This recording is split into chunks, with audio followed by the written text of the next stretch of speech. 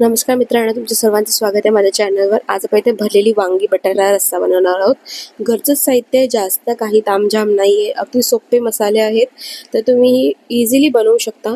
तुम्हाला पण वांग इथे मी काटेरी वांग वापरलं आहे, त्या जागी तुम्हाला जे प्रकारचं वांग आवडत असेल त्या प्रकारच्या वांग्यामध्ये तुम्ही हे सेम करू शकता।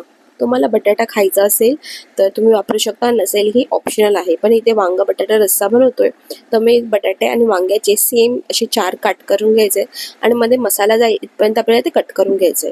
मसाल्यामध्ये मी काय ॲड केलंय, आपल्याला दाण्याचं कूट, बेसनचं पीठ म्हणजे चण्याचं पीठ आणि घरातले जे हळद, लाल तिखट मसाले असतात ना, धने जिरे पूड, ते मीठ आणि पाणी टाकून हा पेस्ट बनवली आहे।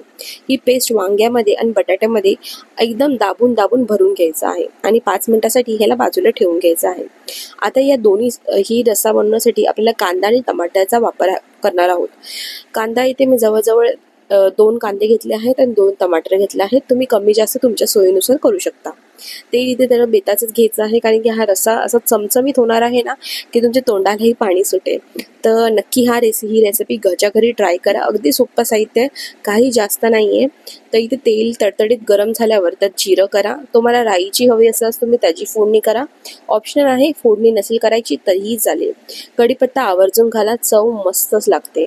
आता जे बारीक चिरलेला कांदा आहे तो आपल्याला परतून घ्यायचा आहे। कांदा जरासा लाल झाला की टमाटाही ॲड करून घेऊया। आता ह्याला आपल्याला परतून घ्यायचं आहे, जेणेकरून आपल्या मसाल्याला छान अशी चव येईल। आता हे परतून झाल्यावर जे आपण मसाले घालून घेऊया। हळद आणि लाल तिखट, फक्त 2 मसाले, फक्त 2 मसाल्यामधून हा रस्सा इतका अप्रतिम होतो ना, आहा। चला, तर यात ही जी भरलेली वांगी आहे ती आपण ॲड करून घेऊया। सोबतच मी बटाट्यामध्येही तो मसाला भरून घेतला होता।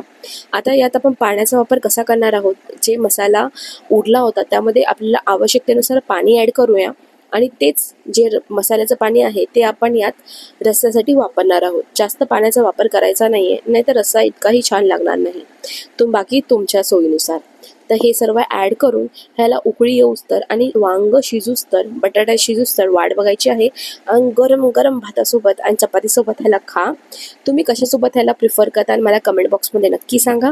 आणि व्हिडिओ कसा वाटला हे मला कमेंट बॉक्समध्ये सांगायचं बरं का।